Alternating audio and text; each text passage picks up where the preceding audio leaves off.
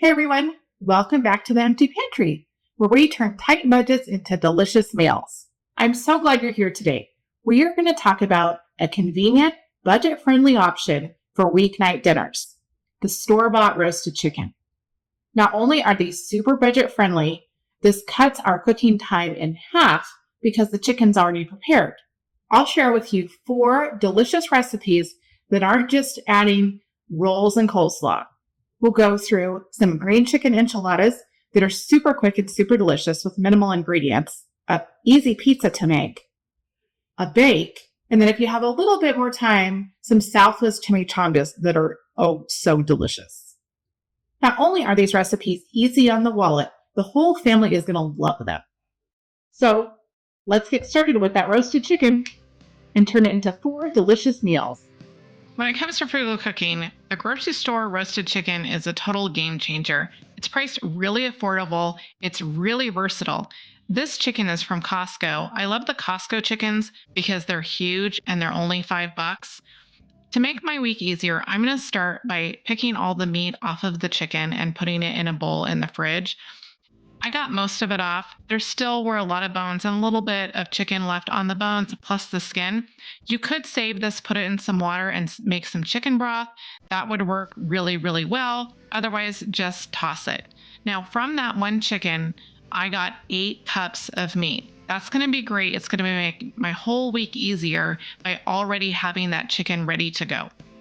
The first thing we're going to make is some green chicken enchiladas.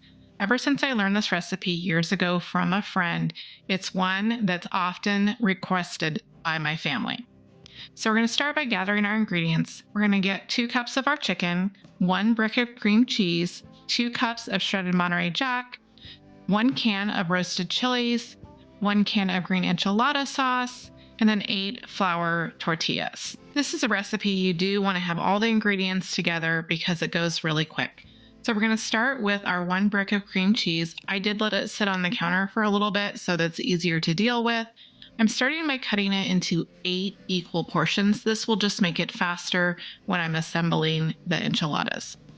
Starting with 1 flour tortilla, we're going to put each of the ingredients in. So a nice scoop of some meat, followed by a little bit of the green chilies. These are optional if you're not a huge fan of the diced green chilies. I think it adds a really nice flavor. So I'm just going to put a little bit in there with the chicken. And we're going to add in the cream cheese. That's what's really special about these enchiladas. The cream cheese adds a creaminess to it. It's an extra bit of cheese. And then a little bit of Monterey Jack. We're going to put some on top too, so you don't have to put a ton in there. You can see these are pretty full because of that cream cheese. So you kind of have to squish it down there so that you can roll them. And then you're going to roll each one of them and put them in the pan with the same side down, just like you would normal enchiladas. And then you're just going to repeat this process for all 8 of the tortillas that you have. Now, you could use corn. I've used corn before. I think that the flour absorbs the enchilada sauce really good, the flour tortillas. Either one of them works, flour or corn. So I'm finishing up the rest of my tortillas. I get them all squished in the pan. The last 2 always kind of get squished in the bottom of the pan. And then 1 can of green enchilada sauce. And you're just going to spread that all over. You're going to use the whole can. I'm using the little bit smaller one. It's not the giant one. And then to make sure that they're getting evenly like soaked in that, I use my spatula and go through each of the seams to kind of get the sauce down in there. Really pay attention to the side so that the tortilla doesn't bake onto the side, and when you go to get it out, it kind of rips off. So you want to make sure that the enchilada sauce really gets down on the edges of the pan as well as in between each of the enchiladas. So that's what I'm doing here is I'm just kind of pressing it down in there. I still have plenty of sauce on the top, so I don't have to worry about that. And then with the rest of my cheese, I have about just over a cup left. I'm putting that across the top. Now, if you want to add more cheese, I would not hold it against you. If you really like a nice cheesy top, just go for it. Add some extra cheese. I did about a cup. I'm sure my husband would have loved it if I would have added 5 more cups to the top. But for today, we added a cup. So I'm spreading that all around. I'm just making a nice even layer. You can see that it's not like completely coated thick with cheese. It's just a little bit to melt on top because we do have the cream cheese and the cheese on the inside as well. Now we're ready to put it in the oven. So it's going to be 425 for about 30 minutes. You're looking for the sauce to be nice and bubbly and the cheese to be browned on top. Remember, all the ingredients are already cooked. Once it's done, you're going to let it set for just a little bit so you can cut into it fairly easy without making a disaster pulling it out. So those are the green chicken enchiladas. This recipe is great for those nights when you only have a few minutes to prepare something because you don't want to go out. So we're going to start by gathering our ingredients. The first thing we're going to need for our buffalo chicken pizza is some Frank's hot sauce. We're going to use about a third of a cup, 2 cups of chicken, and we're going to want it diced up fairly small, and then some pizza crust. You can use whatever kind you want. This night I used 2 personal size bubbly crusts, but you can use whatever you want. And then a 1/4 cup of ranch dressing. If you prefer blue cheese dressing, you can use that. About 1 cup of mozzarella cheese, and then 2 ounces of gorgonzola cheese. You could use blue cheese as well. And finally, 2 green onions that I've just sliced up. That's a little bit of color and a little bit of taste. We're going to start with our 2 cups of chicken, and it's cut in pretty small bits. And then we're going to add our Frank's hot sauce to it. Just going to kind of drizzle it over. You're looking for a good coating on it and use as little or as much as your family likes to eat. So I just have a nice coating on my chicken. And then I'm taking a cooking sheet and I lined it with foil because that makes quick cleanup. And then on my pizza crust that I put on my foil, I'm smearing some ranch around. I use some homemade ranch. You can use whatever dressing that you're using. And then the chicken goes on top. I'm just evenly distributing it across the 2 crusts. Want to make sure that every bite has a little piece of chicken in it. So just kind of smearing that around. And then on top of that, just spreading the mozzarella cheese. And we're going to use more of this in a minute, so you don't need to use every bit of the mozzarella cheese. Next goes some of the red onions. So I'm spreading those around, looking for everything in every little bite. And then some green onions. This adds a really nice color and a little bit of flavor. They're very mild. I really like green onions. And then I'm putting my gorgonzola, just a little bit. This is more for flavor. This is really strong flavored cheese, so you don't need a ton of it.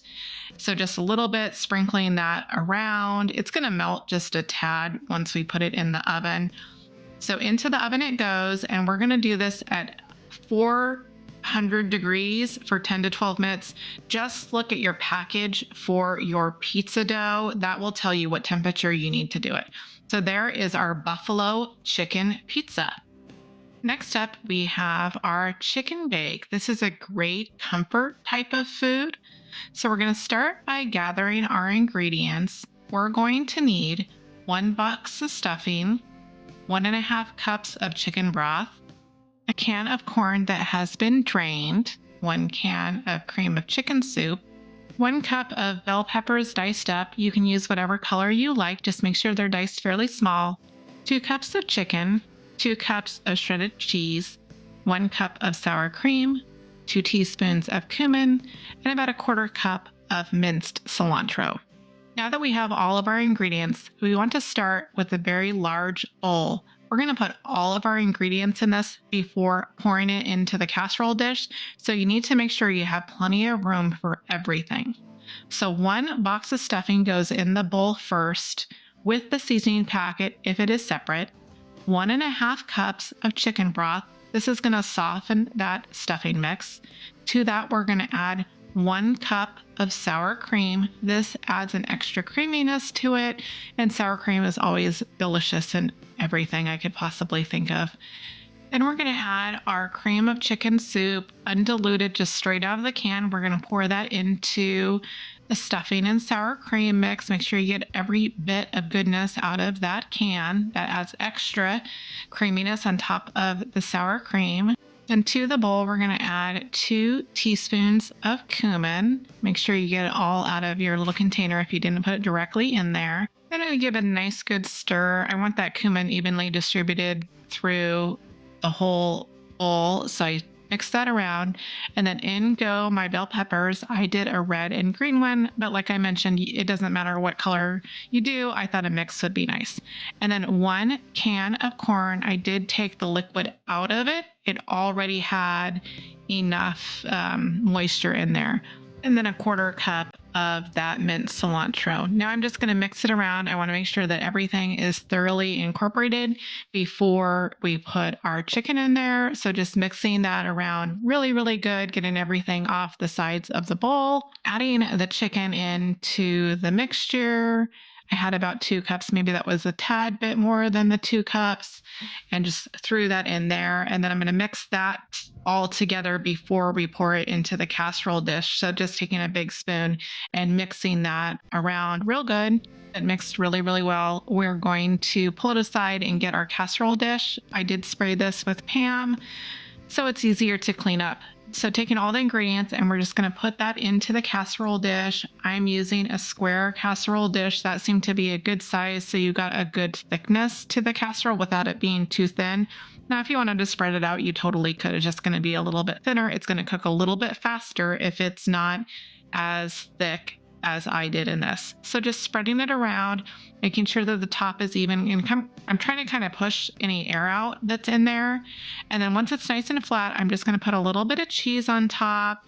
This adds a really cheesy layer, and it is quite a bit of cheese. It's a nice gooey topping for this. So once that is done, I'm going to take some foil so the cheese doesn't burn. And you'll notice I did spray that with some cooking spray. That helps it so the cheese doesn't stick to the foil when it's in the oven. So we're going to put this in the oven at 350 for about 35 to 40 minutes.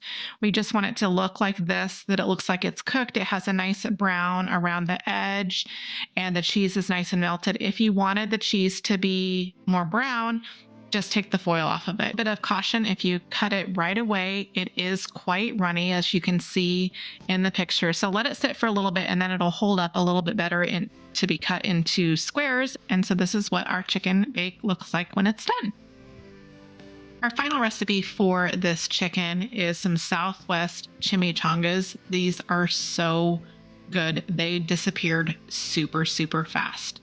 So gathering our ingredients, we need about 2.5 cups of chicken, 1 tablespoon of taco seasoning, 1 can of Mexican corn, 2 green onions sliced, 1/4 cup cilantro, about 1/8 of a cup of green chilies, so a couple tablespoons of green chilies, a cup of shredded cheese, and 6 full-size flour tortillas.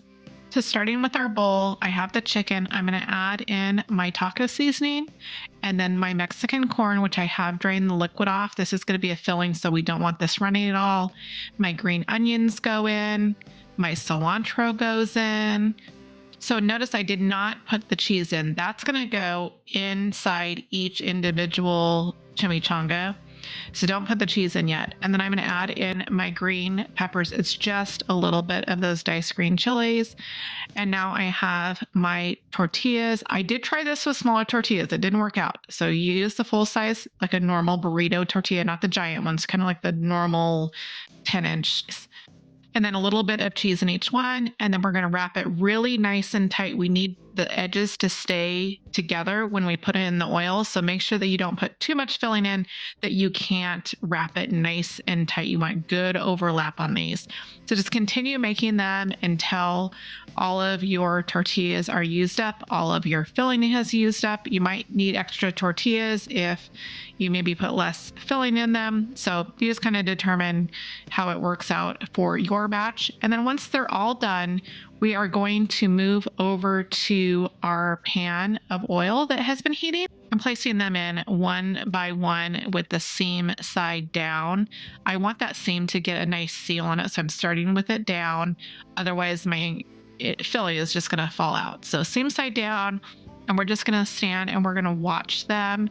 We want to make sure it's fully sealed on that side before we flip them. I use the edge of the pan to get the side of the chimichangas. If your pan is too shallow, you want to skip this part. But if you have enough of an edge, then go ahead and do all 4 sides.